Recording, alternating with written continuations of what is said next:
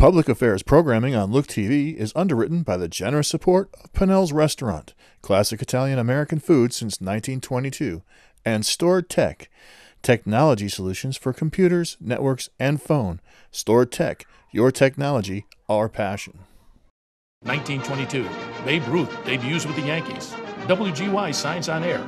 Exterminator wins the Saratoga Cup, and Pinnell's Restaurant opens its doors for the very first time. For 5 generations, Pinnell's has been preparing delicious Italian food, served in a comfortable, home-like setting where everyone is welcomed. 90 years of authentic Italian recipes, 90 years of the freshest ingredients, and 90 years of the finest classic Italian dishes, all made daily by hand. Pinnell's Italian Restaurant, a Saratoga dining tradition since 1922.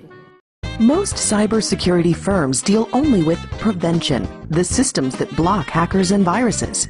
Stored Tech knows the root cause is actually good people doing bad things.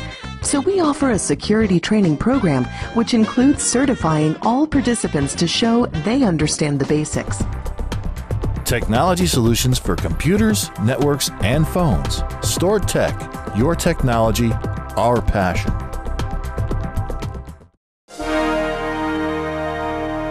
The Saratoga City Council meeting, an inside look at the decisions that affect you and our community.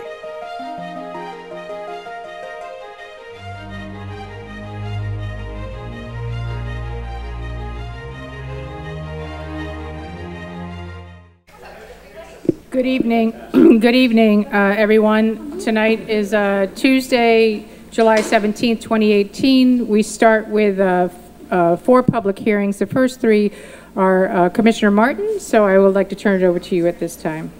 Great. So, thank you, Mayor. Okay, thank you, Mayor.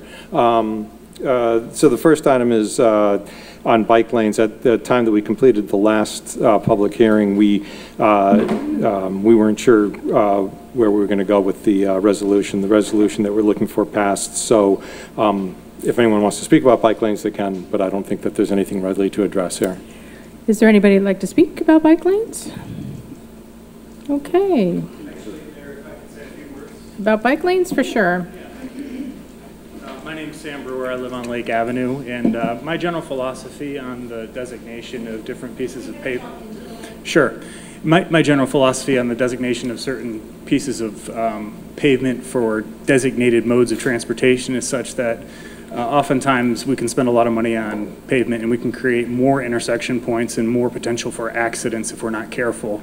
I don't mean to preclude the creation of certain designated bike lanes in high traffic areas where there's a lot of bikers, but I would just urge the council to conduct studies on the cost per trip of any new pavement that's put down, and then the likely impact, including additional collisions and intersection conflict point analysis for any bike lanes that are put on existing roadways. And I'm a big proponent of sharing the road and promoting policies to get people to, walk, bike, or use an automobile on the same piece of pavement. Thank you. Thank you. Anyone else? Okay, we can go on to our next public hearing. And we are closing. Please. Thank you. Okay, so the next public hearing is to amend Chapter 225 concerning parking on Joseph Street and the addition of stop signs on Union, Adelphi, and Finley. I'll start with the parking on Joseph Street. We've heard from a number of neighbors that they have concerns about both the traffic and parking issues on the streets that run along the east side of the highway, of the high school rather, I'm sorry. One problem is drivers who run through the existing stop sign on Elm Street onto Joseph Street, and another is the speed of vehicles on Joseph Street at that intersection. We're going to address this with multi-steps, but the first step is to remove some parking spaces near that intersection that currently, if there are cars parked there, they obstruct the view of cars entering into the intersection. So that is, the proposal is to remove parking spaces near that intersection. The second item deals with an addition of a stop sign at Adelphi Street And the reason for this is there's going to be a new large retail establishment added on this street, and it will have enough traffic coming and going that would justify the addition of a stop sign. So at that point, I'd like to open this up to public comment. If you'd like to comment, please come to the mic. We have about 3.5 minutes before we could do our next one. Okay, are we going to close this, Commissioner? Yes, please. We'll be voting on these tonight. Thank you. On to your next public hearing, please. Thank you. The third public hearing will be to amend chapters 240 and 118 concerning enforcement powers. The amendment to chapter 240 and 118 deals with the zoning ordinance and will allow code enforcement officers to enforce parts of the building code and all of the zoning ordinances currently with the building department. It's a product of discussions between the Department of Public Safety and the Mayor's office. It's going to help to build efficiencies in both the building department and the code enforcement department, driven by current jurisdictional overlap. The amendment creates concurrent jurisdiction between building and code enforcement in these areas. It does not remove any building or zoning powers from the building department. And with that, I would like to open this up to public discussion. We will also be voting on this evening. Thank you. If anybody would like to discuss this, please come to the mic. While we have some extra time, would it be okay if you could explain a little bit more as to what the enforcement powers are, Commissioner? Certainly. Currently, the building department code enforcers have enforcement jurisdiction with respect to most of the building code, but very limited jurisdiction with respect to zoning authority. The thought is if they also had enforcement jurisdiction with respect to zoning, that they would then be able to take on those cases where there has not been a permit that has been issued, where there's not been an authorized construction already undertaken, and to enforce those the same way they would enforce the building code.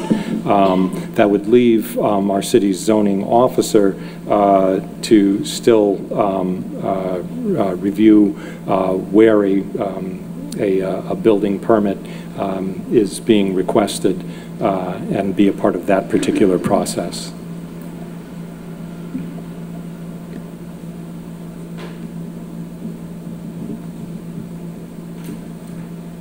Hi, Darlene McGraw. I live here in the city of Saratoga Springs. I think it would be great to have both departments work together and having the code enforcement officers work together, hence the name Building and Codes. Thank you.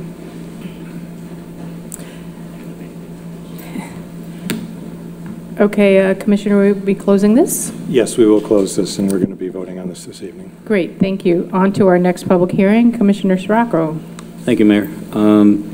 This is a public hearing to amend the 2018 capital budget. This public hearing is to amend the 2018 capital budget for the Katrina Trask Gateway for an additional $321,000. Prior funding of $150,000 is in place and would bring the total amount to $471,000. DPW put into place a capital budget program for a multi-phase and multi-year project to restore the steps. Initially, DPW crews estimated the phase 1 of the project to fix the upper section of the stairs would cost $150,000, with an amount to be determined for phase 2. The engineering department released an RFP for the entire project, and the lowest bidder for phase 1 was $187,000. Considering we would need to amend the capital for an additional amount for 2018, I thought it would be beneficial to amend the capital to complete the entire project at once. And again, this is for the Katrina Trask Gateway. Anybody would like to speak in regards to that? Please come to the microphone if you'd like to speak on this. Once again, this is Sam Brewer. I live on Lake Avenue. I recall the steps to the City Hall at one point require renovation. I believe that project was in the order of about $250,000. And I just want to, remind the council to keep scale in mind, that that's the cost of construction for a single-family home, and that the stonework required, of course, when an estimate's done, the number of hours of labor is the primary controlling factor there. So I would urge the council to not acquiesce to immediate increases and to look around for other companies that might be willing to do that work for the original budgeted amount of money. And then obviously with the additional capital money, perhaps you could do other improvements in the park. But on the whole, I love to see the improvements. That's great. So thank you. Thank you.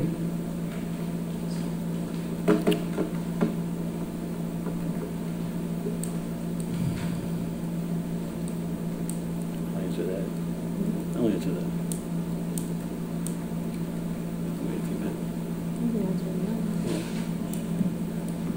Anybody else like to comment on this? We have about 3 minutes. Just in answer to your concerns, we did send out the RFP, and there were three other companies that responded, Ganem being the lowest bidder. Again, we were going to do it in 2 phases, and we decided that rather than do it in 2 phases, because we didn't know if we'd have to go out to bid again, if it would cost even more money. Granted, it is a lot of money, but the cost of labor is not cheap. You got to pay prevailing wage today. So that was one of the other concerns. If we wait, it's just going to get more expensive. A lot of people use those steps in the park, and they are, at this point, they're pretty much a liability. They're starting to fall apart. The granite is now starting to, obviously get dirty and start to spall a little bit. So we decided that now's the time to make that call, to get it done. But yeah, it is an expensive project, as well as any project you do today. But we were going to try to do it ourselves, and it was beyond our scope of expertise, I think. So, good point, though. Good point. Good point.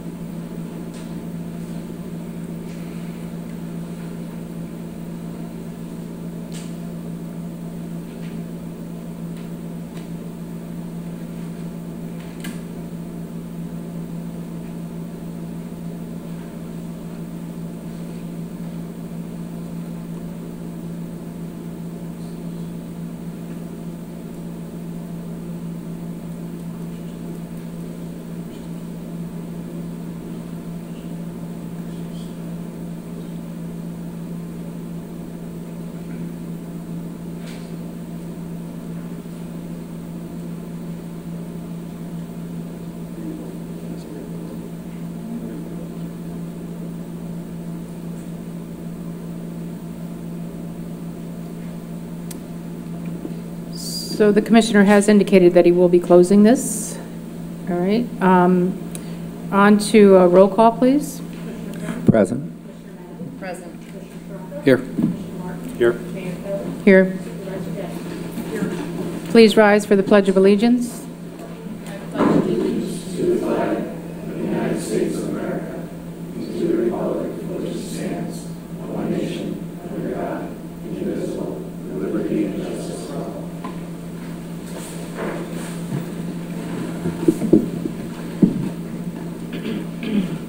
Next on the agenda is public comment period. I would ask you to try to keep your comments brief, 2 minutes maximum. Public comment period will be for 15 minutes. Please be respectful to the speakers while they are addressing the council, and please address the council as a whole. Anyone who wishes to address the council upon any issue may come forward now, state your name and address, and provide your comments.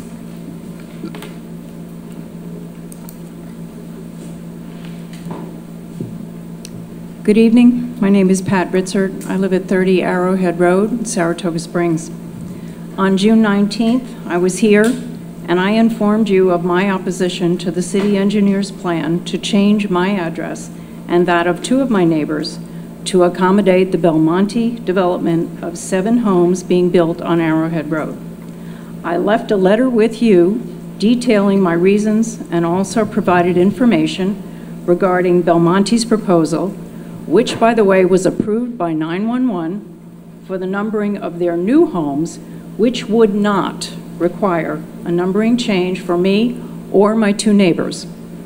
I also provided information about the anomalies of other homes on Arrowhead Road, where odd and even number homes are located on the same side of the street, and numbers are out of sequence throughout the entire block.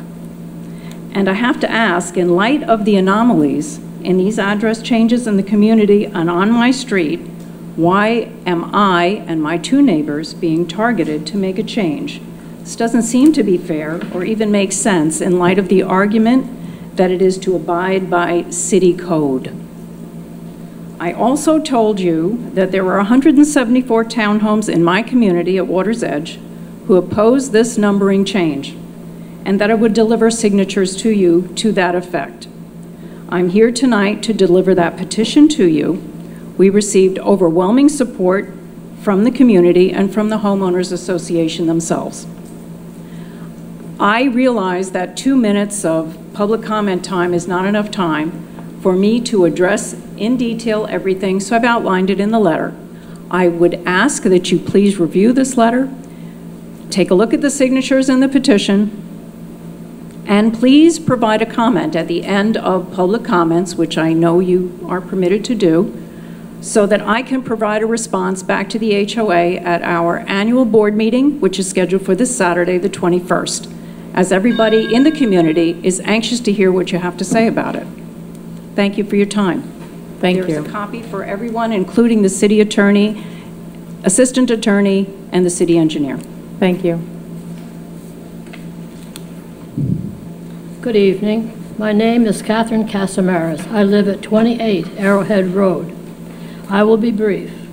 I'm requesting that you listen to the 120 and more voices of your constituents and signers of our petition and reverse the decision to change the numbers of the homes at 26, 28, and 30 Arrowhead Road.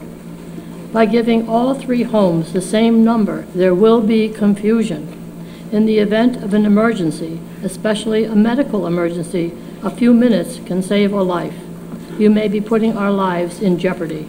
We do not have curbside mailboxes. Our present numbers are on the house and large enough to be seen from the street. By adding the unit designation, the address will be smaller and harder to find. We really don't need to create confusion. Unfortunately, we cannot bring the 120 or more signers to this meeting. There is not enough room or time for them to be heard. Please listen to the 120 more voices. Thank you for your consideration. Thank you.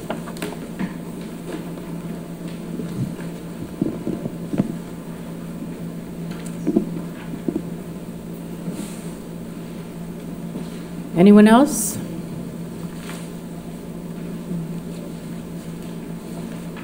Again, my name is Sam Brewer, and I live on Lake Avenue. I've attended many city council meetings, and I've witnessed many people being sworn into some of the offices over which the city council has the responsibility for appointing people. And I just wanted to request that oaths could be administered verbally, and that people would take the affirmations verbally, so that the public could listen to see what the oaths, the actual oaths the people were taking are. That's usually a requirement for higher level officials to be sworn into office. A signature is normally not enough to actually swear someone into office. At the federal level, it requires a verbal affirmation. Thank you. Thank you.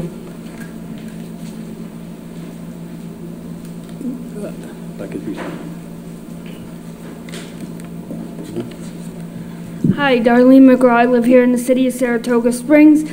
I'm going to keep repeating myself over and over again because that tends to be something that people end up listening to. Safety on our streets, complete streets. I don't feel we're doing enough about it.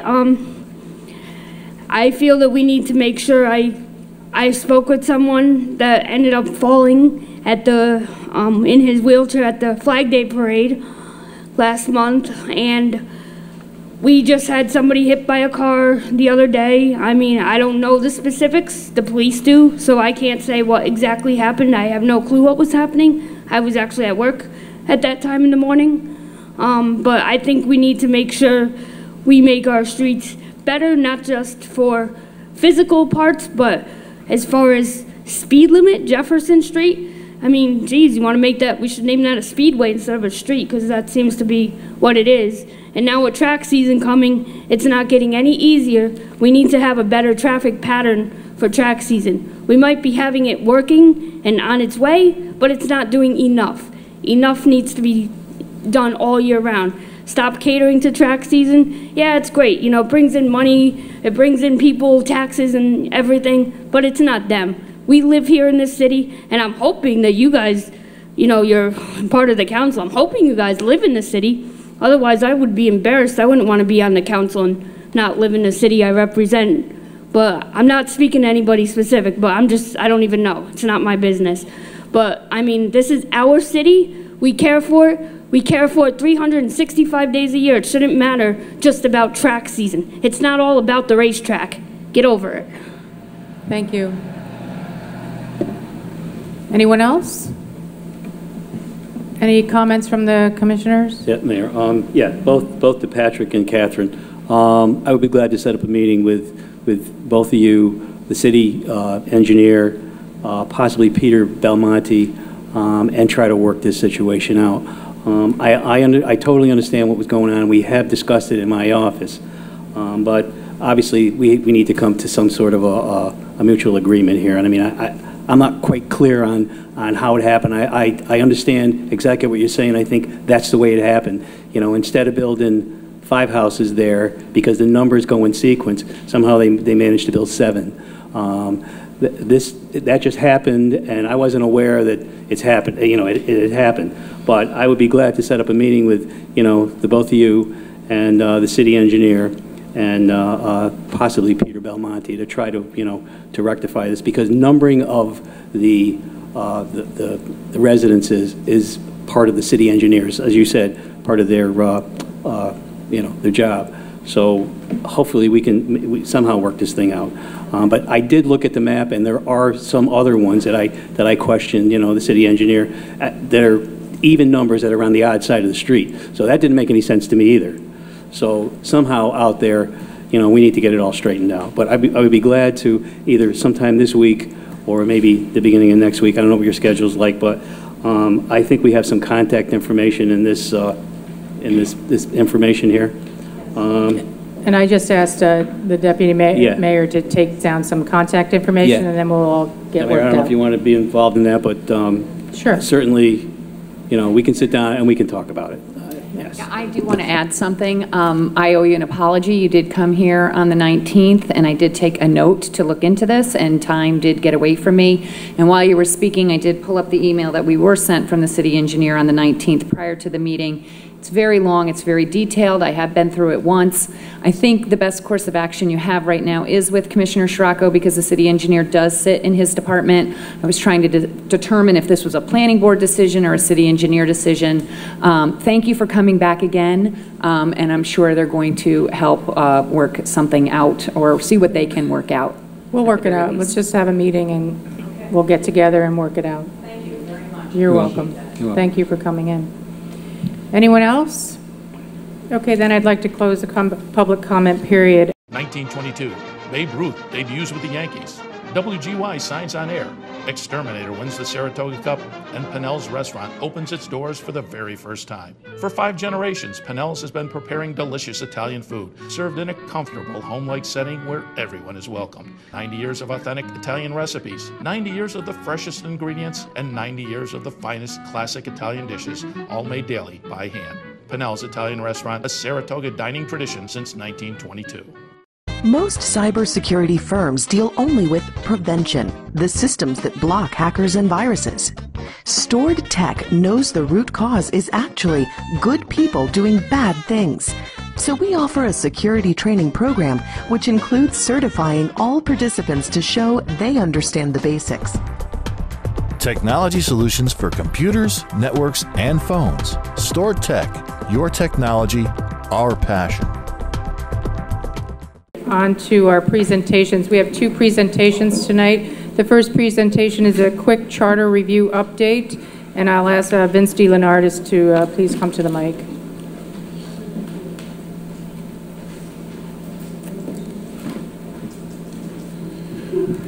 I'll be very brief. During our meeting that was scheduled to be held last week, we unfortunately, for reasons both foreseen, again, congratulations, Commissioner Frank, and reasons unforeseen, were unable to establish a quorum in which to hold the meeting. So I don't have anything specifically to update, but I will use this time just to remind the public that we have a workshop scheduled for this Thursday. That's going to be held here in the City Council meeting, City Council room from 9 a.m. to 3 p.m. We also have a regular meeting scheduled for next Wednesday, July 25th. That'll be at 3 p.m. here in the council room, and we've added an additional regular meeting for Tuesday, July 31st, also at 3 p.m., also here in the council room. So I, as always, encourage and welcome the public to attend and participate. Thank you. Great, thank you. Our second presentation is a 2018 annual report from Code Blue. Mike Finacci, the Executive Director of Shelters of Saratoga, will be presenting. Welcome. Yeah. Hey, John, can you help us out?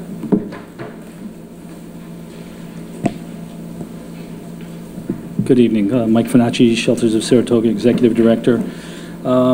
As agreed upon, we said we would give you the council report at the end of our Code Blue season this year. So as you can see in your packet, on page 1, we do a brief overview, a program overview, and I'm not going to go through this word by word because you have in front of you, but I'll pull out some important points.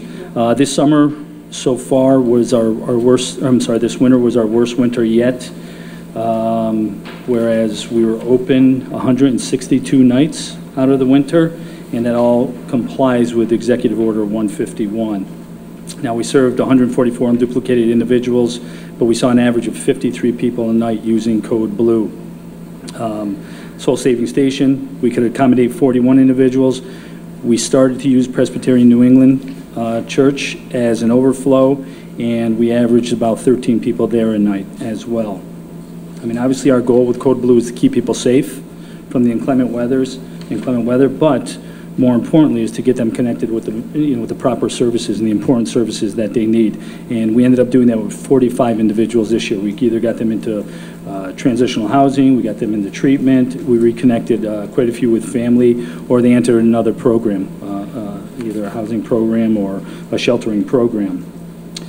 Program stats, you can see I have everything listed there. Nights open 162, days 44, overnight stays 6480, and so on. Go to page 2, our financial highlights for the year. You can see what our revenue sources were, and then you can see what our expenses were, and we had a net income of just a little over $9,000 this past season. Now, Department of Social Services, I prepare a budget for them every year. They review it, and what they do is for certain items they will reimburse us: rent, salaries, program expenses, supplies. So what we're spending, we're getting back. Usually towards the end of the summer, we get that in return. If you go to page 3 with the policies and procedures, and again, I won't read through all of them, but there are some important ones that I'd like to point out: that all guests must be in by 11 o'clock, which is the shelter curfew. Each guest must sign in each night, and when they leave, they have to sign out as well. But when signing in, they have to use their first name, last name, and we ask them which county they are from. Bags and belongings are checked for items upon entry. Anything, if we find any drugs or alcohol, we immediately dispose of it. and I know this scares some people when it says no weapons, but we have to remember these people live in the woods and a lot of them have jackknives. They need stuff to open cans with and maybe cut some, whatever it is they're cutting. So we take those, we store them, we lock them up overnight. Then when they sign out, they're given back to them. Each guest has their name checked against the state registry, sexual offender registry, and there's a national sex offender registry as well. So we check all the guests. Obviously, once the season goes and we get to know who these individuals are and know they're not on the register, we don't check them every time they come in. They're required to take their belongings upon departure. Any items left behind will be disposed of. This enables staff to thoroughly clean each site, and it also prevents any type of fire hazards as well. There are designated smoke breaks. When we were at Salvation Army before, there was never such thing, but we did designated smoke breaks at Soul Saving Station. It's 15-minute breaks on the hour, every hour on the hour, and it's supervised by staff as well. Bottom of that page, public safety and neighborhood monitoring. You know, the police department works great with us. We can't thank them enough. They routinely do drive-bys about every hour. They'll drive through the neighborhood just to make sure everything's okay. And, you know, when we call to the police department or when we call to EMS, you know, they promptly answer and they promptly respond. So you'll also see that the staff conducts perimeter checks on the hour as well. They're equipped with walkie-talkies in case they have to call back to the building, or if they find anybody outside who may be unconscious, they have a cell phone so they can call to the police or to the EMS. Page 4, there's a summary of the calls for the 2017-18 season. You can see how that's all broken out. I don't know if I have to go through those one by one. Planning for next year, for our 18-19 season. A number of our existing cots that are currently located at Soul Saving Station, we're looking to relocate to Presbyterian New England. This will free up a space constraint at Soul Saving Station, and you know, it's just going to alleviate the capacity issue that we have there. There'll be a minimum of 10 monitors hired for Soul Saving Station, with an additional 6 monitors hired for up at Presbyterian New England as well. Additional funding has been requested through the Department of Social Services, as we weren't chosen to receive any funds from the CDBG grant this year. And our planning for Code Blue starts immediately the day after that we close down for the last day for the season. Below you'll see a timeline. Again, I don't think I have to go through this month by month, but there are a couple months I'd like to point out to you, such as volunteer orientation and training. You know, September, we're hoping to have everybody hired by then. We'll do a Narcan training, just as we did last year with our staff and our volunteers. And then we'll do staff orientations and trainings again in October. Then November, the season starts. So some improvements for next year. We're going to do weekly training of staff and volunteers regarding appropriate storage of supplies, and fire evacuations procedures will be conducted.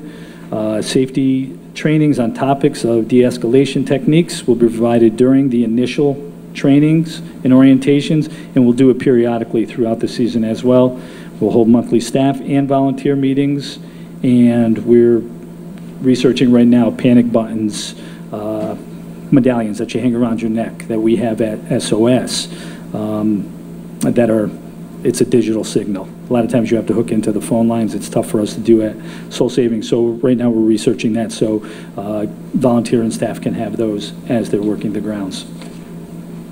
That's all I've got. Thank you. That's great. Thank you. Any questions? Comments? Not from the audience. I'm sorry, sir. From the council? No. Okay. Thank you for everything. Thank you, Mike. Thank you. Thanks for coming in. Next on our agenda is we have one executive session, and if the council has no objection, I'd like to go into that session now. It'll be brief. I move that the City Council go into executive session to discuss pending litigation 1 York Street LLC v. City of Saratoga Springs. Is there a second? Second. And all those in favor say aye. Aye. We are now in session. 1922, Babe Ruth debuts with the Yankees. WGY signs on air.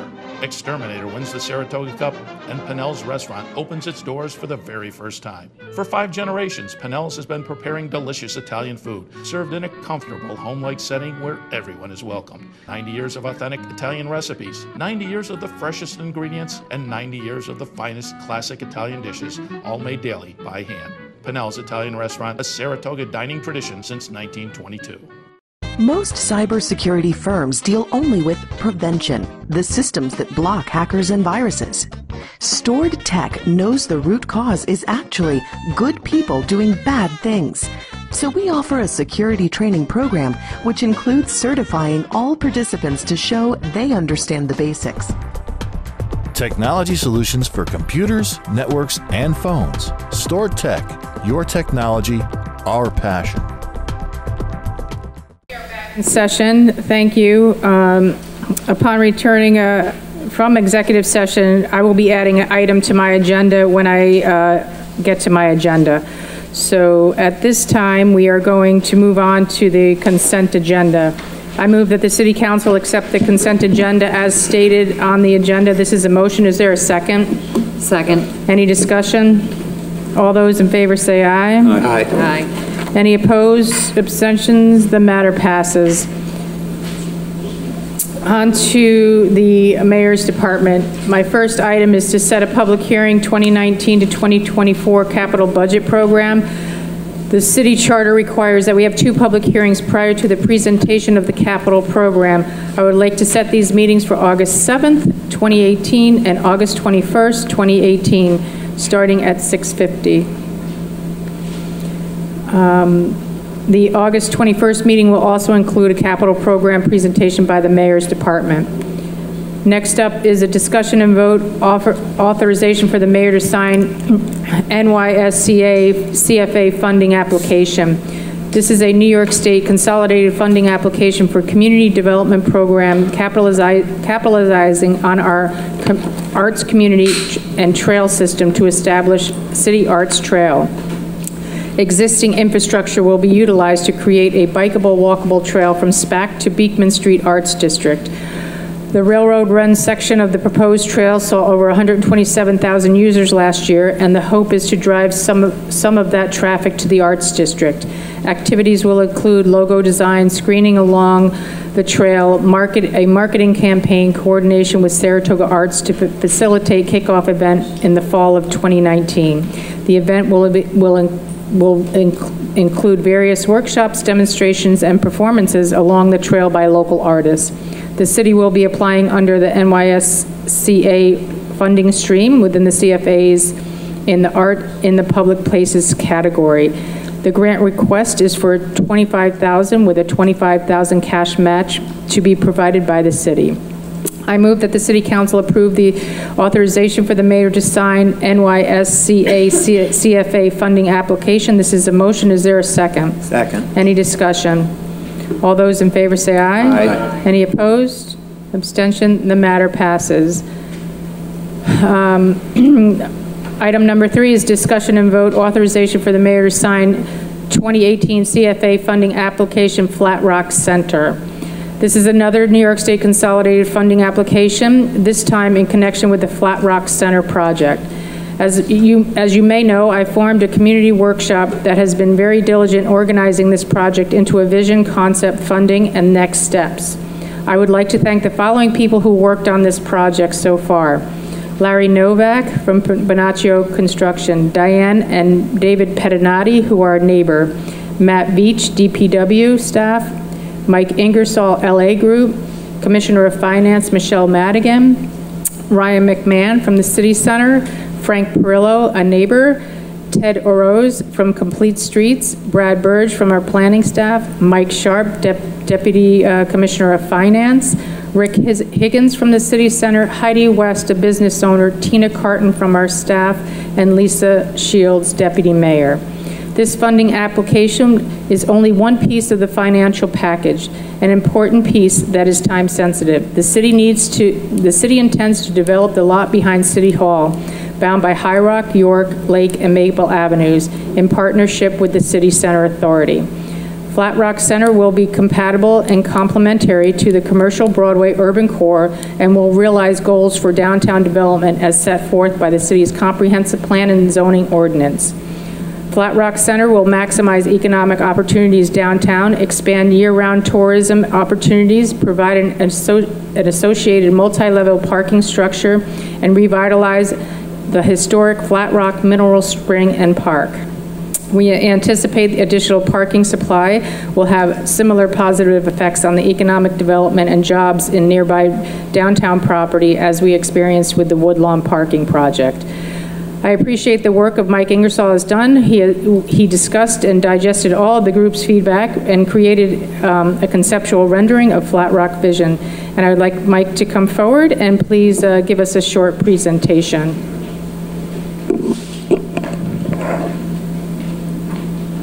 Thank you, Mayor. Brad's going to help me out here. So there's something to do. Thank you, Council, for putting us in this position. We've enjoyed the compromise I think that's been reached. And we, oh, it's not on? It's on, but you just got to talk to it. I got to talk to it. Okay. So what I thought tonight, I don't want to take a lot of your time, but there is some excitement that was generated through this process and some rationale behind what we came up with. So I'd like to take you through that. And if you have any questions, we'll try to answer them. It's important to note that the images you'll see are not final. If the project moves ahead and the funding comes to fruition, there will be final designs and more detailed input, but we think they're pretty sound in the basis and the thinking that went behind it. So we'll get going, Brad. It was Flat Rock Park. I guess it's Flat Rock Center now. So the property, as most people are aware, is pretty much the old urban renewal parcel, which is the parking lot here. There's 277 cars within that. On this end is York Street, Lake Ave, High Rock, and Maple. And importantly to understand is where the old Grove Street or Ellsworth Jones Place enters. The city center is right here. One thing to note that we've learned along the way, there's some key points I want to put in your head. The parking that exists right now is actually about 16 feet over the property line. So the property line, if the Greenbelt Trail that was envisioned, regardless were to be built, regardless of the project, there's a kind of a tough discussion that needs to be had about widening and taking away that road parking anyway, if we leave things alone. We also have an interesting situation where if this is elevation 0, the street climbs to about 12 feet higher here and another 12 feet higher here. So there's 24 feet of grade change. And really what that means, if you look at the existing parking decks, floor to floor on a parking deck is about 12 feet. So there is the opportunity to use the existing streets to enter different levels of parking without elevators and such, which would then be needed to go higher. So, and I've given Tina the statistics here. I think at the end we're going to actually, if we do this right, it will be more green than what's here today. But there will be essentially the same use, but potentially 750 cars in this same location. Okay, to back up a little bit, and I can't believe Supervisor Veach isn't here.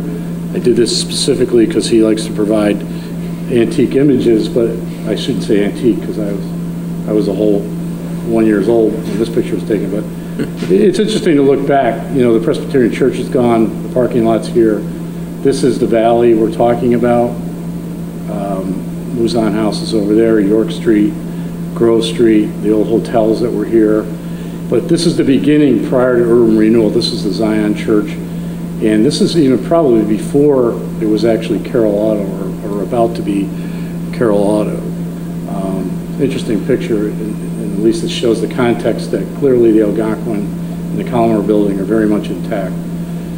So that fabric's something to take a cue from. This is another one Supervisor Veach provided in 1963 that starts to show behind City Hall here. This is the area we'll talk about in a second where the original Flat Rock Spring was. This became Carroll Auto when this gas station went down. Saratogians here, Parting Glass is there. It wasn't the Parting Glass then. Rocco's? Rocco's Tavern. How did I know that? See? I remember when the church burned down in '76, we watched it. So we often use it. They're fun images, and this city has a great resource to show those.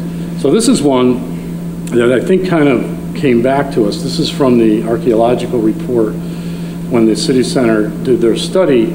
And it always struck me that in the 1850s, and when we went to the Saratoga room in the writings, there's quite a bit of writing about Flat Rock Spring. What happened with Flat Rock Spring, though, as Flat Rock and High Rock Spring back here were the two major springs. The Pavilion Hotel was here, but when they started to pump the gas out of the springs, certain springs started to disappear, and this spring was not as productive. However, in many of the pre-Civil War literature, there was a Flat Rock Street and a Flat Rock Square.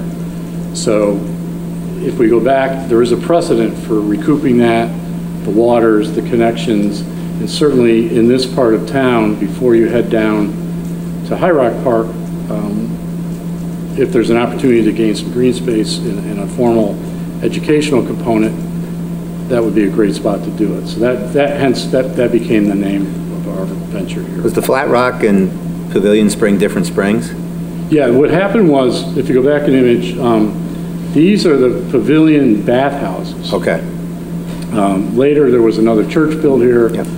The Zion Church wasn't there, but they would come across, and this was kind of became encapsulated as a bathhouse. Now, we can't find any images of it, but we think it's very much the picture behind you is High Rock Spring. It was probably like the geysers where it was a calcinated bubbling spring, and there's dialogue of the 1700s when George Washington came, but this was all basically wooded swampland before the pipes. This was Spring Valley. So this was the edge of the city in many ways. So fast forward a little bit to the 70s. This is when Public Works decided to bring the spring back. There was an attempt, I don't know if you're aware, but Skip, I think you could still do it for $6,000. Yeah. I think that's Skip in the picture. Another zero on it. It could be Skip. Yeah. Another zero on Great shape. Got a guitar in his hand. Yeah, so it's 184 feet down. I'm sure it's still there if you guys choose to actually use the water. But what they did is they took this to the next image, and they took behind City Hall, and they piped it somehow, the article says, through City Hall, and in the early 80s, late 70s, early 80s, there was a spring in front of City Hall. It's very much the same spring that Deer Park is. Deer Park. I think it's the same. I think it's the same one. For a while. They moved. And I remember that water tasting a lot like fluorinated water, but I don't know. But anyway, that only lasted till about the 80s. Then what we did as a committee, this was the basis for the plans you're about to see. So in having had the privilege of advising on this project, negotiating prior with the landowner, and having looked at this for many years, with the committee we decided that we would do a couple things. I'll take you through each one. One and two were important, I think, for the city center. The directive was that no longer would the city be desirous to have this parking structure go over the street. If you'll recall, that was an issue, but possibly a bridge connection would be in the sequence. So that was programmed. And then the third was, can we extend High Rock Park with a greenbelt up to the corner of Lake Ave, because this is the Greenbelt Trail wants to be here, and what was a comfortable setback from the street to maintain a parkway and also still accomplish a parking structure. So we've established approximately, because the street's not perfect, but about 50 feet from the curb line to the face of a building. As you recall, many of the other proposals put buildings there. This does not. This remains green. And then the High Rock Park could come back in this location. A couple other points.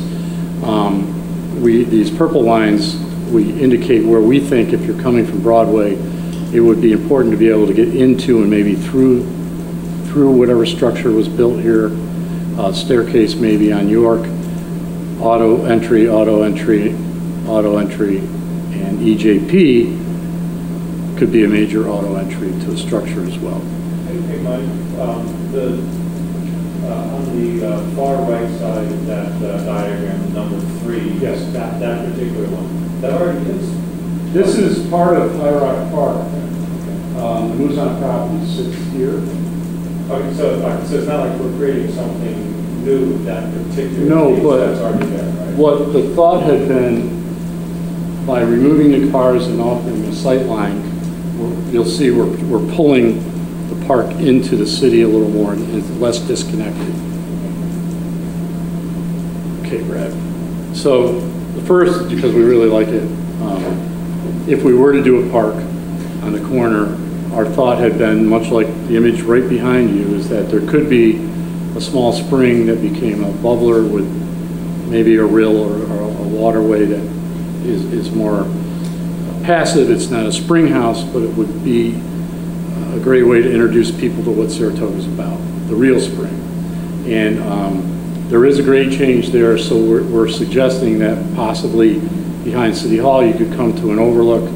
You would be able to overlook this, and then as we get further into the plan, you could come on an upper level of the parking structure and overlook this. But this becomes the interpretive and the terminus of, I guess, the Greenbelt Trail, where bikes would stop, people would enter, and then progress into Spring Valley.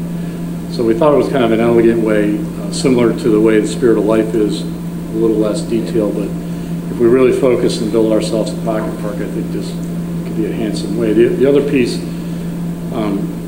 Skip, this would be something to talk about. The committee did feel that on this level, if we do have a second level, possibly we could get some storage and a restroom facility in that area. There are no public restrooms. I know all the issues that go with that, but possibly that could be something incorporated here. Everybody felt that was an important component. Bike share and a trolley stop. Where we take that next is, we just talked about the park. Peter, you brought up a connection through here. The thought is the Greenbelt Trail would be 10 feet wide or more. We know that there will be some staging for the garage, and we thought maybe we could rebuild that with an entry floral garden or a tea garden. But York Street would be an entrance to this level structure as off of High Rock. So you're coming into the grade at the existing level, parking would be above you.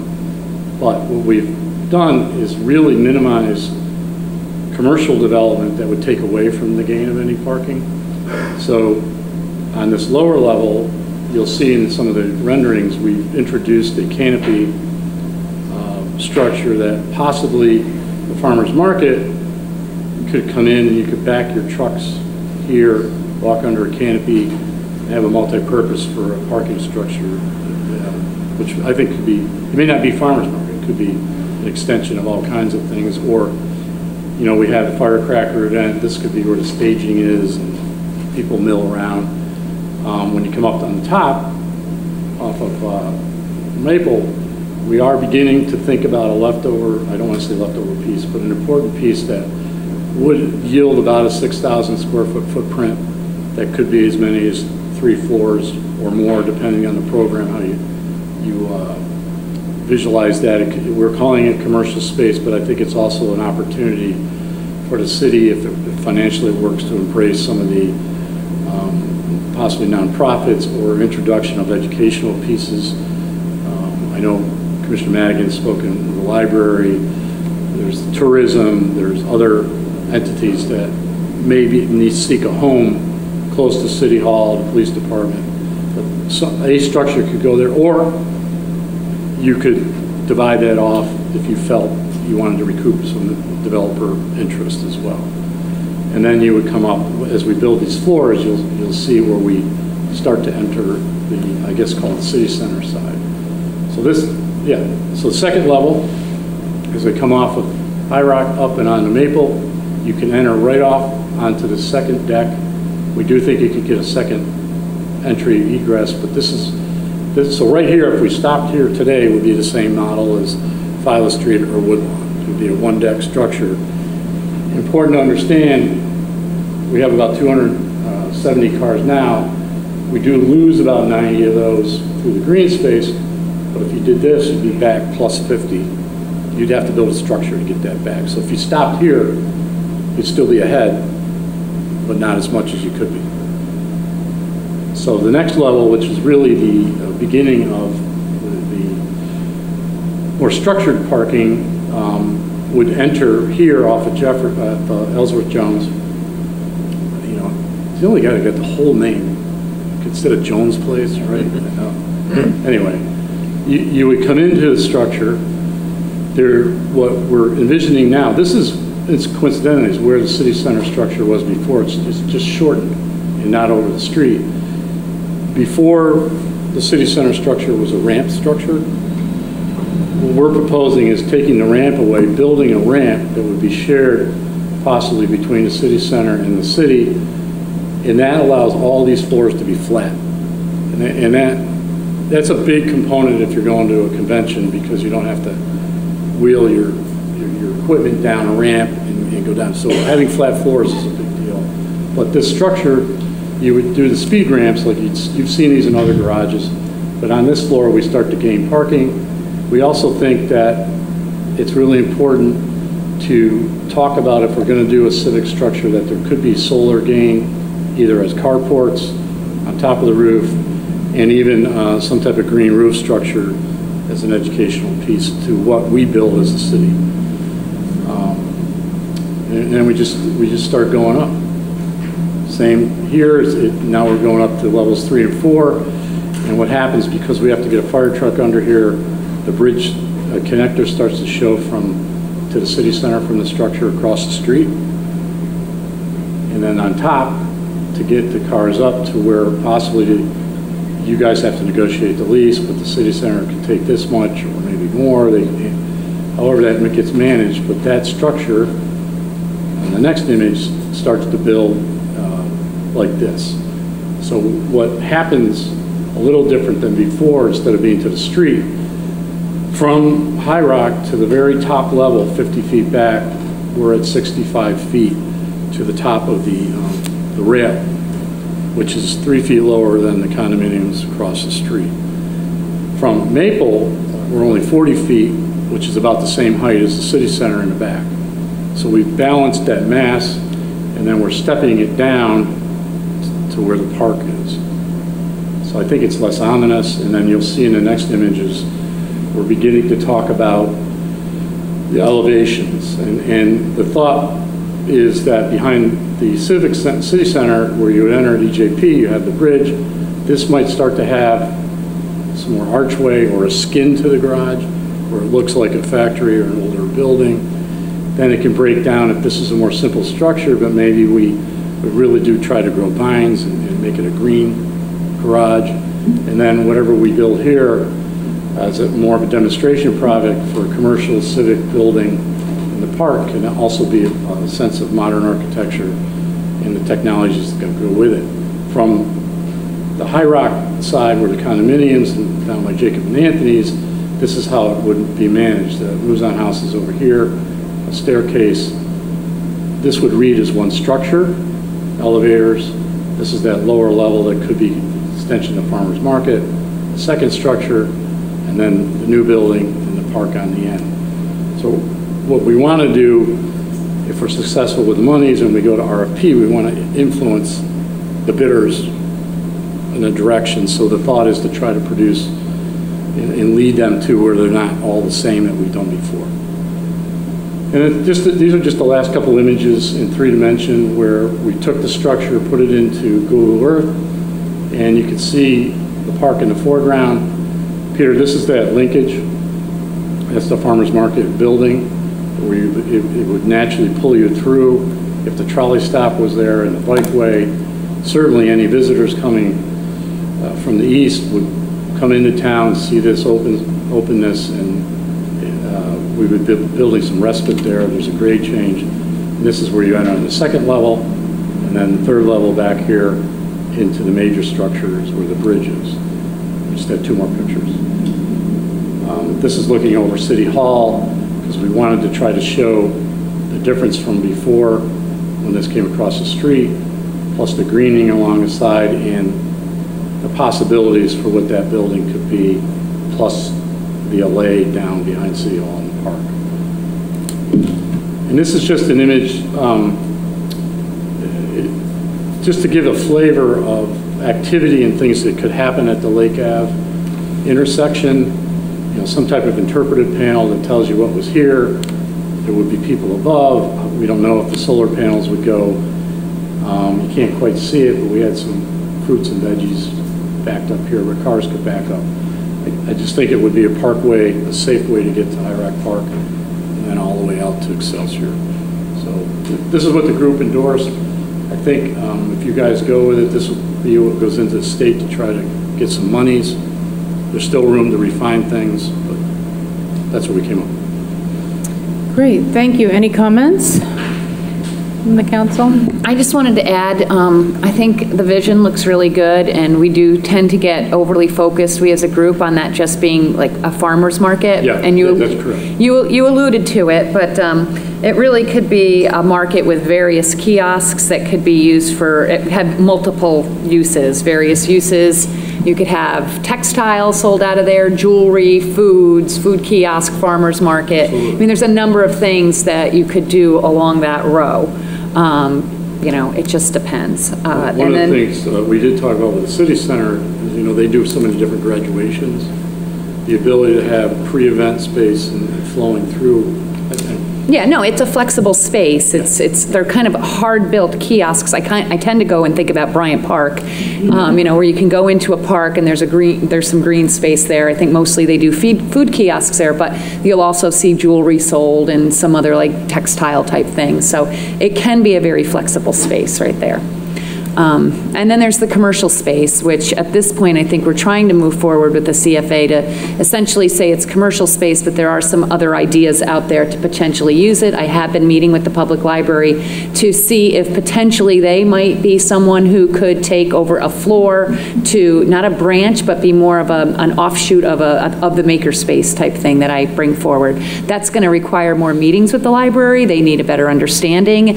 That may or may not work out, and there are other nonprofits that are being talked to as well in that commercial space. Or it could just be straight up commercial space. There would be potentially more revenue for the city. This is a plan that really requires the city to potentially spend money to make this vision happen.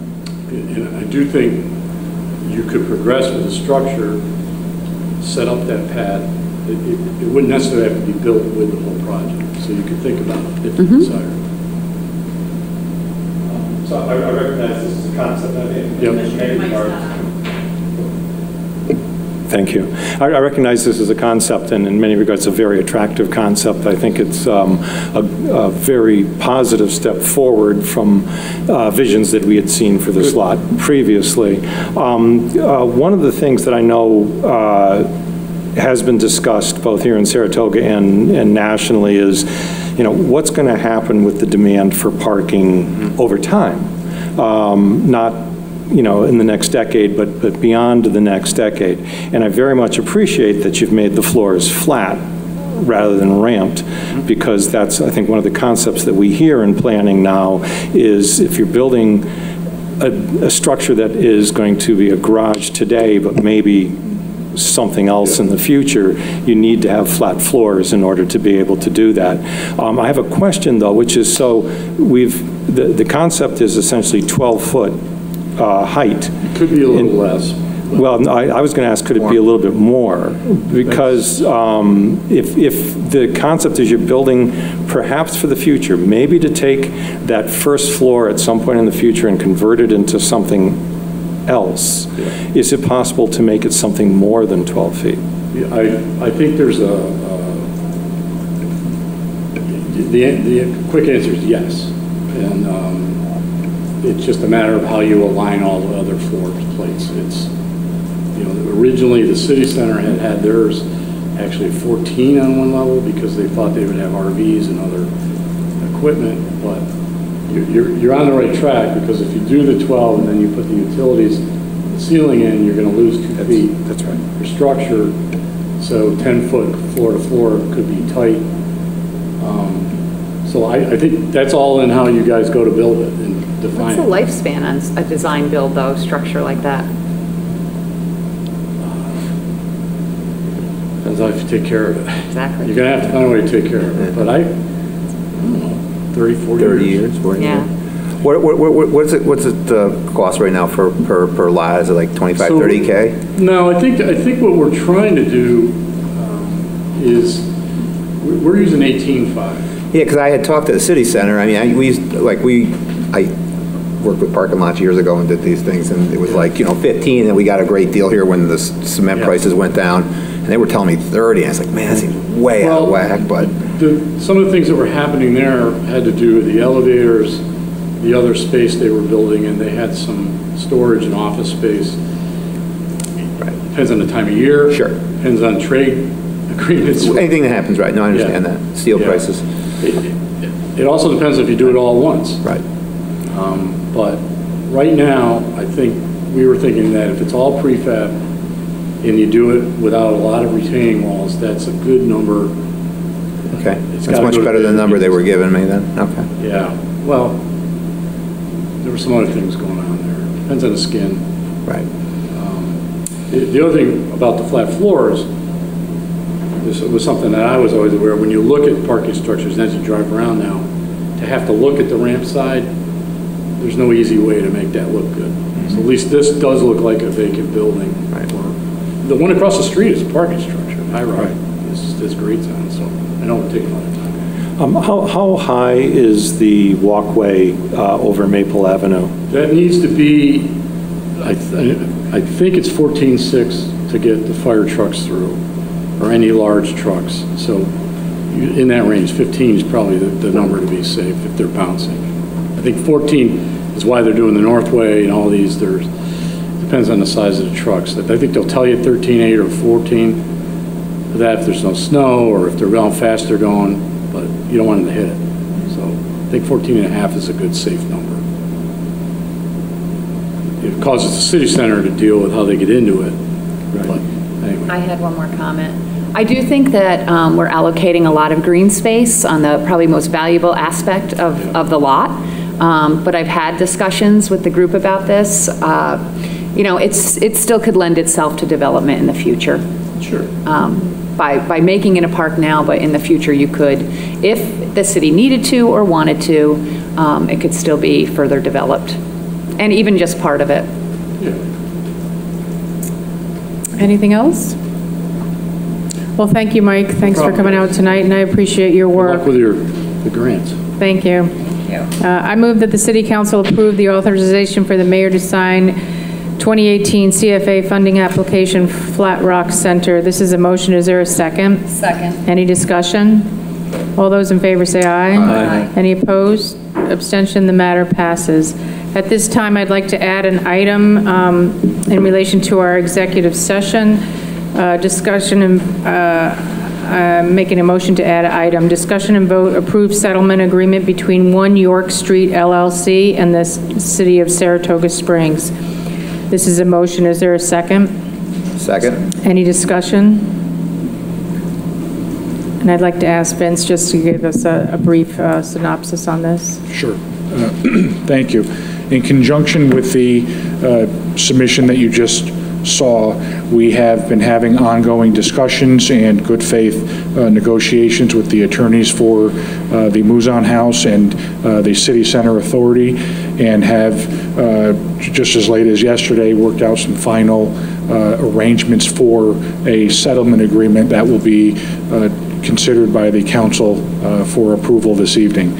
The settlement ultimately resolves the litigation that has been ongoing now for years between the city and the Muzon House along with the City Center Authority.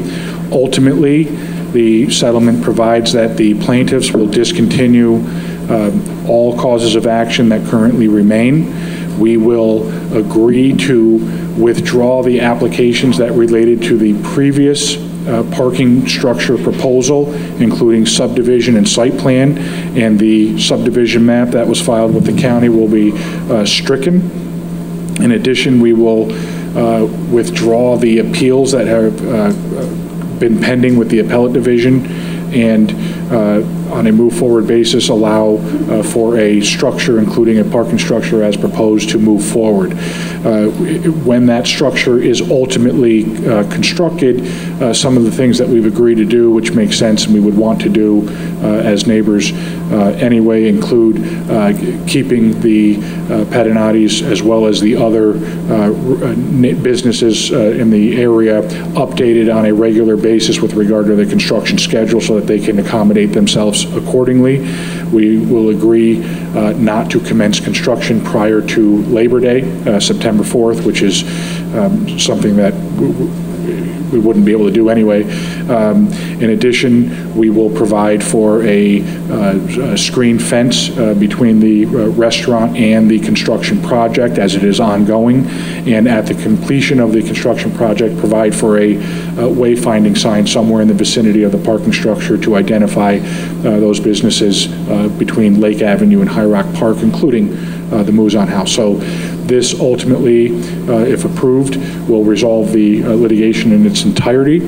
I can indicate that the Pedinati's, through their counsel, have indicated that they are supportive of this resolution. They are currently out of town and will not be able to execute the agreement until later this week. So the approval is conditioned on execution by all parties. I've also spoken with Attorney Matt Jones, who did discuss this matter via telephone at a meeting with 4 of the City Center board members who indicated their support. However, they will be formally voting on this next Wednesday at a meeting, I believe, to be held at 8 a.m. So the city's approval, should you vote in favor of it, will be conditioned, of course, on the approval from the other parties and ultimately the approval and so ordering by the court, in this case, Judge Chauvin.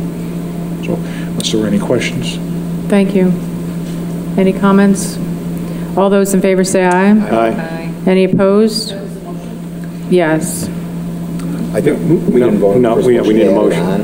Right, to add it, but now we have to make a motion to accept this. Okay, I'm going to make a motion to accept a settlement agreement between 1 York Street LLC and the City of Saratoga Springs. This is a motion. Is there a second? Second. Any discussion? All those in favor say aye. Aye. Any opposed? Abstention? The matter passes. Thank you. The number 4, discussion and vote authorization for the mayor to sign to execute retainer with Napoli Stonick PLLC. I will be pulling tonight.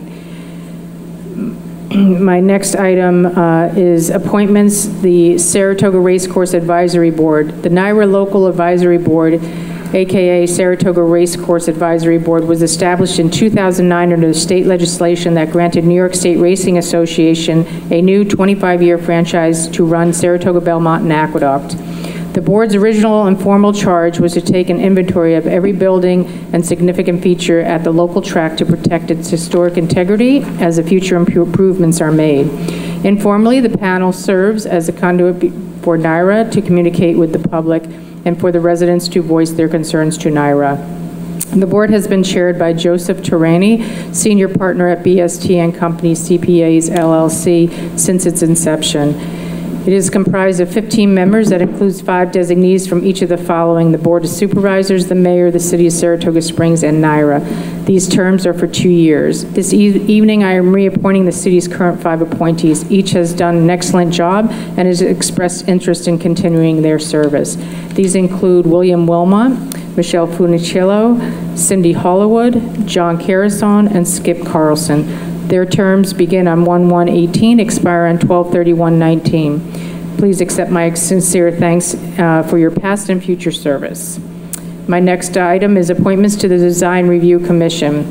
This evening I am pleased to appoint Rob Duboff, Karen Cavada as full members to the Design Review Commission. Full members serve for a 5-year term. These terms will run from 7/1/18 through 6/30/23. And Rob is here. Oh, hi, Rob. So Rob has backgrounds in historic preservation of music. He spent over 25 years restoring, preserving, and promoting the importance of conservation of structures, materials, and historic music. He has worked as a preservation specialist for the National Park Service and architectural firms for the last 17 years. He runs a music research organization dedicated to restoring and publishing music manuscripts previously considered lost. So I'd like to have you come up to the mic, Rob, and just maybe say a few words. It's really quite an amazing resume to have you join the DRC, so we are super excited to have you join us. Thank you, Mayor. I appreciate that. I'm looking forward to being able to use my knowledge of structures and history to be able to enhance what's great about Saratoga. Great, thank you. And I believe Tony will help you with the oath thank in the back. Thank you. Karen Cavada has served as on the DRC for several years, both as an alternate as a full member. A valued member of the commission, she has expertise and experience in architecture and works with students at the Saratoga Springs City School District as well. Finally, I am appointing Steve Rowland as an alternate to the Design Review Commission. Alternates serve a 2-year unless they are completing an unfinished term, in which case they fill out that term. Steve is completing Karen Cavada's term. Accordingly, he will serve from 7/1/18 through 6/30/19. Steve was a full member of the Design Review for 16 years and was honored on 7/2/18, meeting with a proclamation describing his lengthy tenure through 6 mayors, including vice chair and chair. His expertise, leadership, and commitment will not be lost as the commission moves forward. Thank you to Rob, Karen, and Steve for stepping up to serve the city. We look forward to your participation. My next item is an announcement: public hearing procedures. Public hearings need to be organized to ensure the dual goal of orderly, timely city council meetings and sufficient opportunity for the considerable public input we want to encourage and protect. I would like to briefly review the procedure I put together with input from the council, city attorney, and legal department of the New York State Conference of Mayors. One legal notice will be drafted that includes all public hearing meetings. It will include a list of all public hearings per meeting in order to be listed on the agenda and have a short description for each. This should save legal time and taxpayers' dollars. The time set for public hearings will be combined. Public hearings will be held from the designated start time for the first hearing until 7 p.m. when the City Council meeting begins. There will be an order listed on the agenda.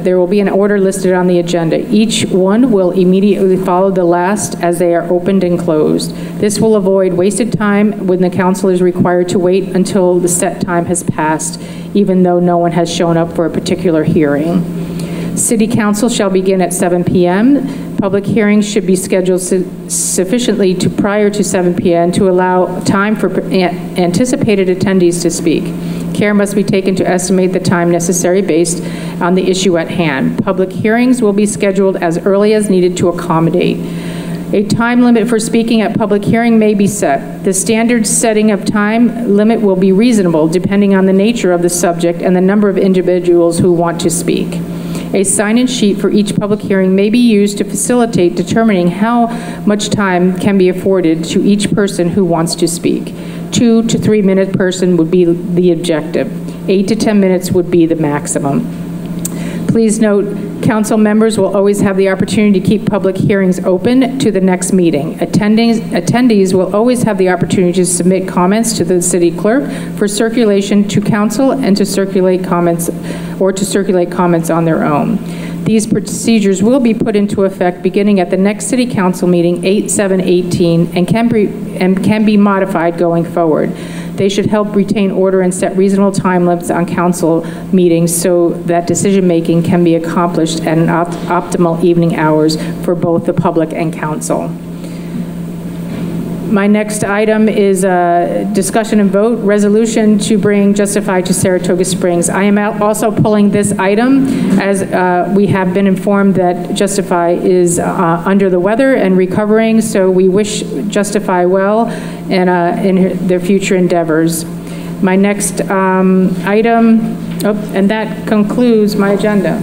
1922, Babe Ruth debuts with the Yankees. WGY signs on air. Exterminator wins the Saratoga Cup, and Pinnell's Restaurant opens its doors for the very first time. For 5 generations, Pinnell's has been preparing delicious Italian food, served in a comfortable, home-like setting where everyone is welcomed. 90 years of authentic Italian recipes, 90 years of the freshest ingredients, and 90 years of the finest classic Italian dishes, all made daily by hand. Pinnell's Italian Restaurant, a Saratoga dining tradition since 1922. Most cybersecurity firms deal only with prevention, the systems that block hackers and viruses.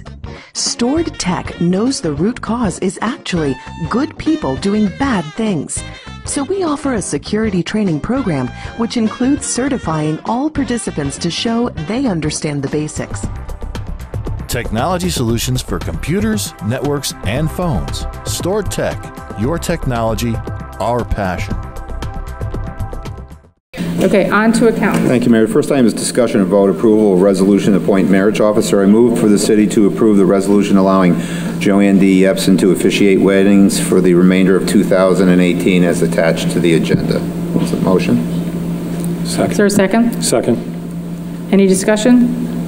All those in favor say aye. Aye. Any opposed? Abstention? The matter passes. Thank you, Mayor. Second item is award of bid equipment purchase for the water treatment plant flocculation tank equipment to Envirodyne System Inc. Upon the recommendation of the Department of Public Works, I move to award the bid for equipment purchase for the water tank treatment plant flocculation tank equipment to Envirodyne Systems Inc. for an amount not to exceed $119,124. They were the lowest bidder. Funding is in line H3638332/52,000/1248. Motion. Is there a second? Second. Any discussion? All those in favor say aye. Aye. Any opposed? Abstention? The matter passes. Thank you, Mayor. Third item is award of bid, extension of bid for HVAC services to BPI Mechanical Services upon the recommendation of the Department of Public Works. I move to award the bid for HVAC services to BPI Mechanical Service for an additional year under the same terms, conditions, and prices. Funding is in various lines. A3031624/54610, A3031634/54610, A301316444/54612, A3031654/54610, A3416314/54610, A3637114/54610, A3567144/54610/3000, A3567174/54610/3000, A3567184/54610/3000, and A3567194/54610/3000. Is the motion. Is there a second? Second. Any discussion? All those in favor say aye. Aye. Any opposed? Abstention? The matter passes. Thank you, Mayor. And last item is award of bid for the Katrina Cast Gateway Repairs to Ganem Contracting Corporation. Upon the recommendation of the Department of Public Works, I move to award the bid for the Katrina Cast Gateway Repairs to Ganem Contracting Corporation, amount not to exceed $471,000. Funding is in line H3936952/52,000/1250. Motion. Is there a second? Second. Any discussion? All those in favor say aye. Aye. Any opposed? Abstention? The matter passes. Thank you, Mayor. That concludes my agenda. Thank you, Commissioner Frank. On to finance. Thank you, Mayor. The first item on my agenda is an announcement about the 2019 budget, the upcoming budget process. Later this week, Deputy Commissioner of Finance, Mike Sharp, will be sending out the 2019 budget call letter to each relevant city department and entity, along with your 2019 budget Excel worksheets. The call letter will outline budgetary guidelines, and we ask you to return the worksheets by mid-August, but this will all be outlined in the letter. As soon as we receive the worksheets, we'll input the data into the Munis system and send around an actual system-generated report to confirm what you requested has been properly accounted for. Per the city charter, the comprehensive budget is submitted to the council at the first regularly scheduled meeting in October. This year, that will be October 2nd. And as always, if you have any questions, please don't hesitate to reach out either to me or the Deputy Commissioner of Finance, Deputy Sharp. It is my plan to put together a budget that maintains our stable tax rate, but also meets the needs of everyone here in the city, both in City Hall and our residents. Thank you. Item number 2 is a discussion and vote, accept donations on behalf of the Downtown Special Assessment District for Dropbox. The following donation was received by the Downtown Special Assessment District for a Dropbox. That would be the Adirondack Trust Company for $1,000. I request your acceptance of the donation on behalf of the Downtown Business Assessment District for a drop box. As previously distributed with the agenda, this is a motion. Is there a second? Second. Any discussion? All those in favor say aye. Aye. Any opposed? Abstention? The matter passes. Thank you. Item number 3 is a discussion and vote. It's a bond resolution for the Katrina Trask Stairway Project. As discussed earlier during the public hearing, additional funds are needed to completely improve the Katrina Trask Stairway in Congress Park, making them safe for the public. The $321,000 needed will be bonded, and I circulated the bond resolution with the agenda. The bond resolution requires a 4/5 vote, and I will request a roll call vote. By the way, this does include the second phase of this project, which was slated to be bonded in 2019. This project is in the capital program. It was a phase 2. Commissioner Scirocco needed to amend even for phase 1. At this point, instead of closing down Katrina Trask multiple times, we decided it was in our best interest to move forward and do this in this project now. I request your approval of the bond resolution uploaded with the agenda, Katrina Trask Stairway Project, as previously circulated with the agenda. This is a motion. Roll call vote, please. Oh, yep. Is there a second? Second. Any discussion? Aye. Aye. Aye. Aye. Aye. Thank you. Any opposed? Abstention? The matter passes. Thank you.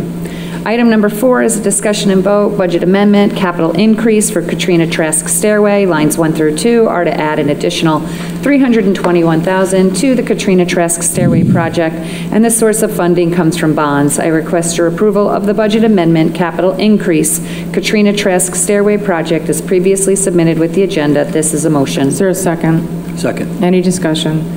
All those in favor say aye. Aye. Any opposed? Abstention? The matter passes. Thank you. Item number 5, discussion and vote, budget amendment payroll. Lines 1 through 2 are to record the receipt of a disability reimbursement for one DPW employee. I request your approval of the budget amendment payroll as previously submitted with the agenda. This is a motion. Is there a second? Second. Any discussion? All those in favor say aye. Aye. Any opposed? Abstention? The matter passes. Thank you. Item number 6, discussion and vote, budget transfers payroll. Lines 1 through 2 are to cover anticipated expenses in the water fund. Lines 3 through 4 are to cover anticipated expenses in the DPW budget. I request your approval of the budget transfers payroll as previously submitted with the agenda. This is a motion. Is there a second? Second. Any discussion? All those in favor say aye. Aye. Any opposed? Abstention? The matter passes. Thank you. That completes my agenda. Thank you, Commissioner Madigan. On to Commissioner Scirocco, Public Works. Thank you, Mayor. The first item on my agenda is discussion and vote to amend the 2018 capital budget for the Katrina Trask Gateway Project. The Katrina Trask Gateway Project is a stairway at the south end of the park near the Holiday Inn. It is a historic and important location as one of the main entranceways into Congress Park. Over time, the stairs have become uneven, deteriorated, and have experienced erosion. The work is slated to begin in late summer of 2018 and could be potentially completed in 4 months or less. If we award the entire project at once, there would be a cost savings for site prep, equipment, staging, and construction. It would also ensure that the steps would be closed for the shortest amount of time and the safety issue would be resolved before it gets worse. Therefore, I move for the council to approve amending the 2018 capital budget for the Katrina Trask Gateway Project in the amount of $3,021. And I put that in the form, or excuse me, $321,000, and I put that in the form of a motion. Is there a second? Second. Any discussion? All those in favor say aye. Aye. Any opposed? Abstention? The matter passes. Second item on my agenda is discussion and vote, authorization for the mayor to sign a contract with Ganem Contracting Corporation for Katrina Trask Gateway Project. The Katrina Trask Gateway steps is, again, the entrance into Congress Park from Eustis Street. That consists of 71 concrete steps, 5 platforms between 3 sets of stairs that are crumbling and breaking apart. This agreement with Ganem Corporation is to provide the masonry repairs, masonry cleaning, and repointing of the monumental stairway in Congress Park. Therefore, I move to authorize the mayor to sign a contract with Ganem Contracting Corporation for the Katrina Trask Gateway project in the amount of $471,000. Funding is in budget line number H393-6952-52-000-1250. And I put that in form of a motion. Is there a second? Second. Any discussion? I just wanted, somebody shared this article with me from a 1922, November 16th, 1922, for the ribbon cutting down there at the Katrina Trask steps. And I just want to read one little paragraph because I thought it really added a lot to the restoration of this project, moving forward. And it says here, to all, the gateway was beautiful. To all, the whole work, to all, the whole work was one of perfection. Viewed from a distance or near at hand, the structure is equally fascinating. You can see Katrina Trask Gateway from a wide stretch and from many angles. But from whatever viewpoint you see it, you are thrilled by its beauty, and something of its nobility and inspiration seeps into your consciousness. Again, I think it speaks a lot, for the city and for the treasures, not only the Spirit of Life, which is the Spencer Trask Memorial, but this being the Katrina Trask Memorial. The granite, just to note, the granite was taken from the Adirondacks. It's a pink granite, and that was their favorite color. So that's how they got to be pink. It's an aggregate. So we're going to do our best to try to make it look, like it did back in, 1922. So when it was actually constructed. So yeah, they are beautiful. There's no question. Yeah. And I just wanted, because the steps were brought up here years ago. Skippy put this, and there was a lot of, that's when houses really were $250,000 in the city. But people used to slip and fall on those steps, the old steps. They were very dangerous. Plus the steps that you put in there were the original steps were brought the Lions back, which, that argument went away. So, and we were getting, like, every winter, like 3 or 4 people were filing lawsuits against us because they were falling there.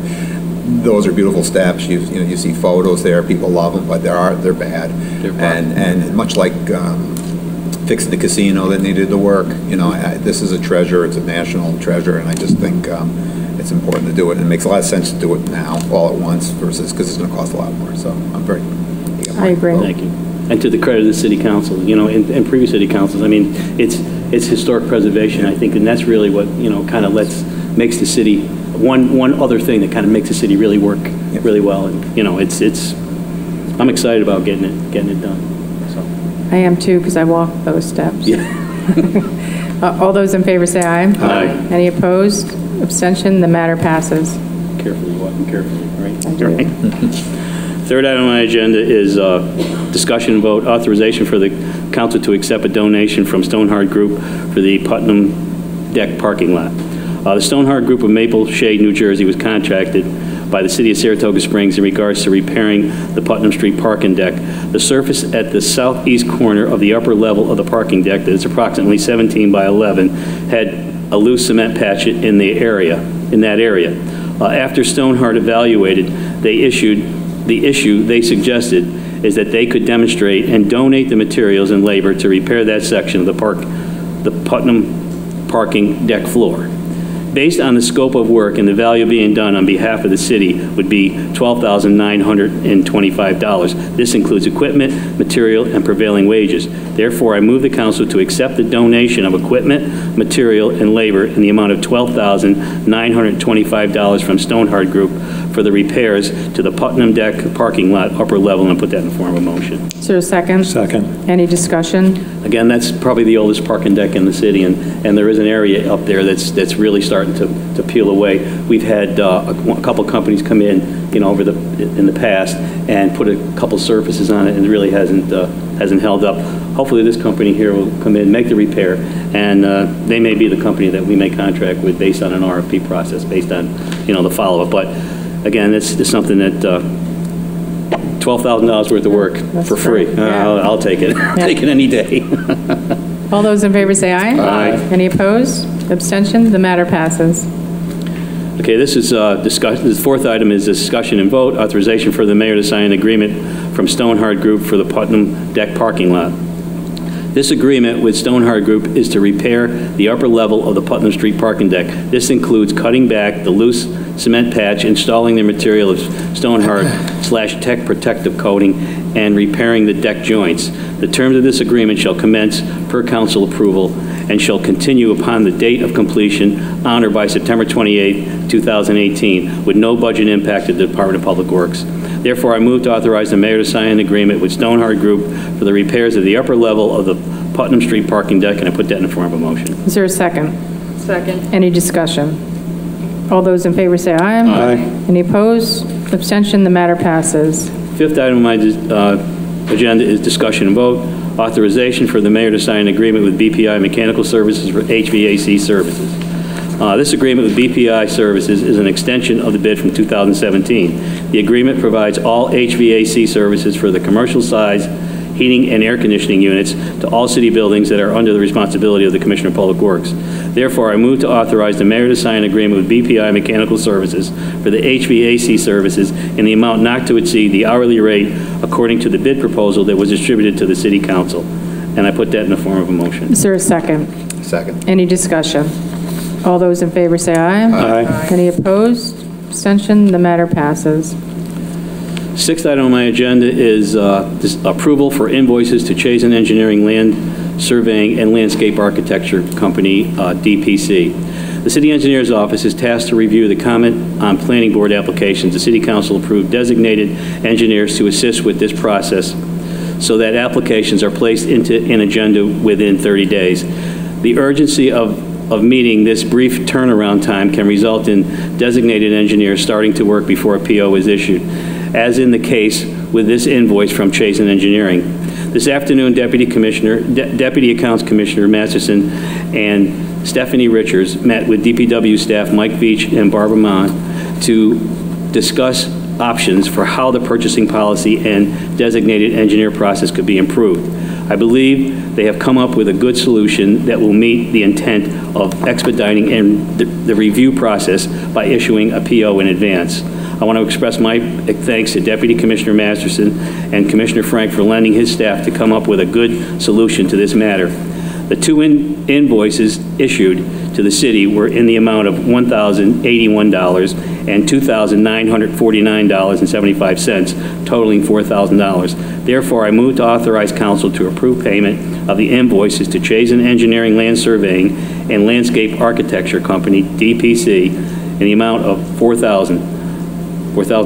Funding is in budget line number A30314444-54725, and I put that in the form of a motion. Is there a second? Second. Any discussion?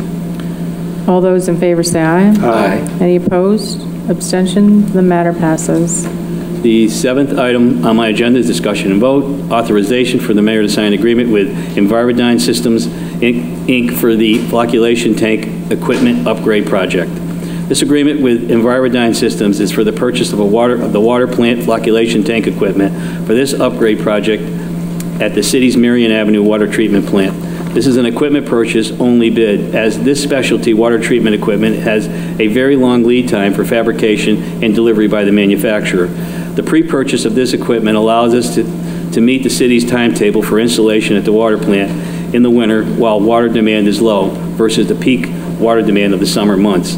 The city will shortly put out a separate bid for the installation of this equipment so that the construction agreement is in place when the agreement is delivered. Therefore, I move to authorize the mayor to sign an agreement with Envirodyne Systems, Inc. for the flocculation tank equipment upgrade project in the amount of $119,124.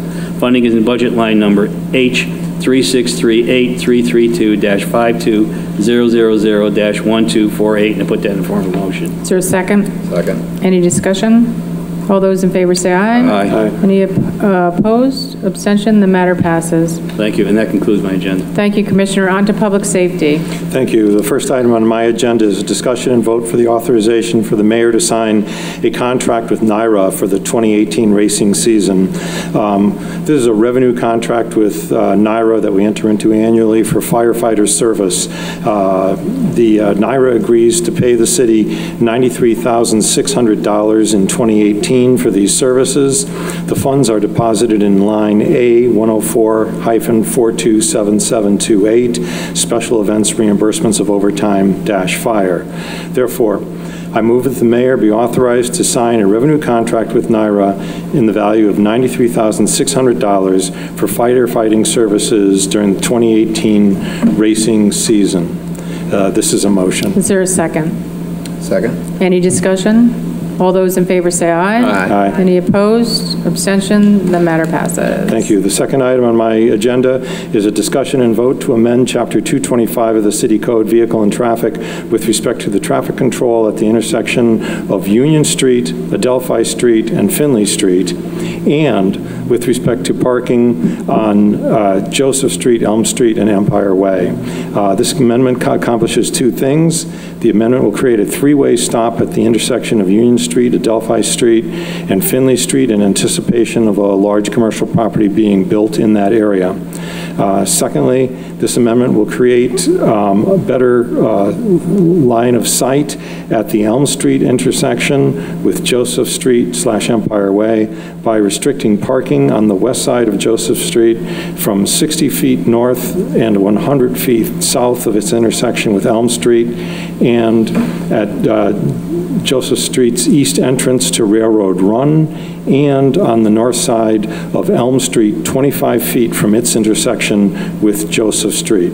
Therefore, I move that the City Council adopt this amendment to Chapter 225 of the City Code as distributed with the agenda. This is a motion. Is there a second? Second. Any discussion? All those in favor say aye. Aye. Any opposed? Abstention? The matter passes. The third item on my agenda is discussion and vote to amend Chapter 118 of the City Code, Code Administrator with respect to enforcement powers. Both this amendment to Chapter 118 and the subsequent amendment to Chapter 240, which is the zoning ordinance, will allow the code enforcement officers to enforce parts of the building code and the whole zoning ordinance concurrently with the building department. It is the product of discussions with the mayor's office. It will help build efficiencies in both the building department and the code enforcement department, driven by jurisdictional overlap. The amendment will be backed by an internal memorandum of understanding between the mayor's office and DPS that states that the code enforcement division in DPS will take the lead on any building codes except for most of those that take place in the period of time between the issuance of a building permit and the issuance of a certificate of occupancy. It'll also be subject to discussions that we will have with civil service. The amendment creates concurrent jurisdiction between building code and code enforcement in these additional areas. Therefore, I move that the City Council adopt this amendment to Chapter 118 of the City Code as distributed with the agenda. This is a motion. Is there a second? Second. Any discussion? All those in favor say aye. Aye. Any opposed? Abstention? The matter passes. Thank you. And then the next item on my agenda is discussion and vote to amend Chapter 240 of the City Code with respect to enforcement powers. This is for the same reasons. It's just a similar section in the code as with respect to Chapter 118. Therefore, I move that the City Council adopt this amendment to Chapter 240 of the City Code as distributed with the agenda. This is a motion. Is there a second? Second. Any discussion? All those in favor say aye. Aye. Any opposed? Abstention? The matter passes. And Council, I would like to actually add one item to my agenda. So first, I will move that the City Council add an item to tonight's agenda which is necessary to accept funds from the New York State Division of Homeland Security. This is a motion. Is there a second? Second. Any discussion? All those in favor say aye. Aye. Any opposed? Abstention? The matter passes. Thank you. Then the motion will be authorization of the mayor to sign a contract with the New York State Division of Homeland Security and Emergency Services for reimbursement of overtime expenses related to a training exercise. This is a reimbursement revenue contract. The Division of Homeland Security will reimburse the city $1,315 for overtime expenses related to security training exercises in which our city police department participated. The funds will be deposited into line A 3143-121-51960. Therefore, I move that the mayor be authorized to sign a revenue contract with the New York State Division of Homeland Security and Emergency Services for the reimbursement of $1,315 in overtime expenses. This is a motion. Is there a second? Second. Any discussion? All those in favor say aye. Aye. Any opposed? Abstention? The matter passes. And that's the end of my agenda. Thank you. Thank you, Commissioner. On to our supervisors. Supervisor Matt Beach is not in attendance tonight, so on to Supervisor Gaston.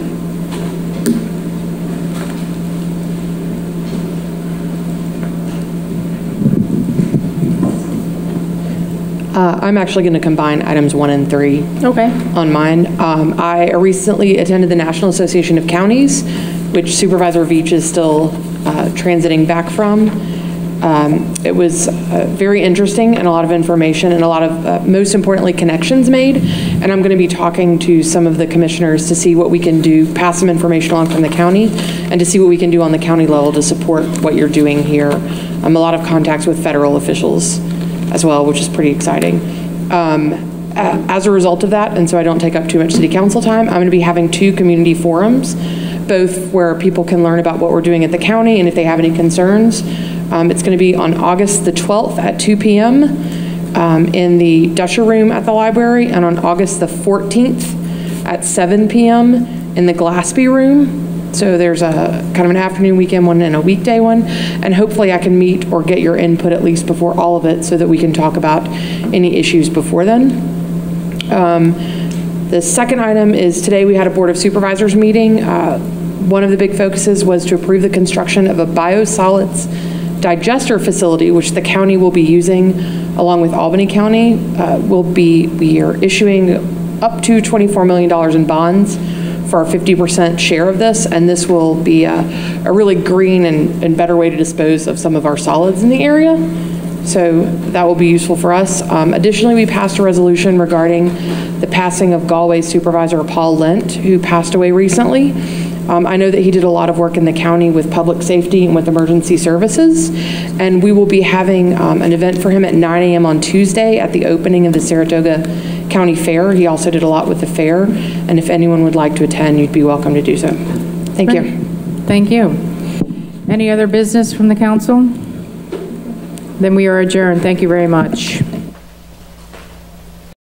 Public Affairs programming on Look TV is underwritten by the generous support of Pinnell's Restaurant, classic Italian American food since 1922, and Stored Tech, technology solutions for computers, networks, and phone. Stored Tech, your technology, our passion. 1922, Babe Ruth debuts with the Yankees. WGY signs on air.